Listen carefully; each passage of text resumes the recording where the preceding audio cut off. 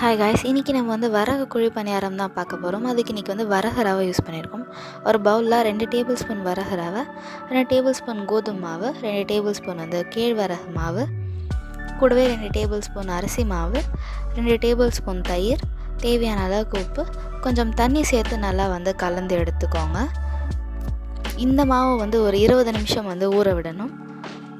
ஒரு பேனில் 1 table spoon oil போட்டுட்டு கடுகு, சீரகம், கொஞ்சம் பூண்டு, வெங்காயம், சுரக்காய் நல்லா திருகி சேர்த்துக்கோங்க. கொஞ்சம் கொத்தமல்லி சேர்த்து லைட்டாக வதக்கி எடுத்துக்கோங்க. அதில் தேவையான அளவுக்கு உப்பு, கொஞ்சம் பெருங்காயமும் சேர்த்து நல்லா வதக்கிக்கோங்க. வதக்கின காய்கறியை ஊற வச்சுருக்க மாவில் கலந்து எடுத்துக்கோங்க.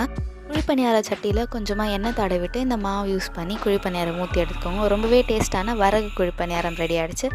உங்களுக்கு இந்த ரெசிபி பிடிச்சிருந்தா அந்த வீடியோவுக்கு லைக் பண்ணுங்கள். எங்கள் சேனலுக்கு சப்ஸ்கிரைப் பண்ணி சப்போர்ட் பண்ணுங்கள்.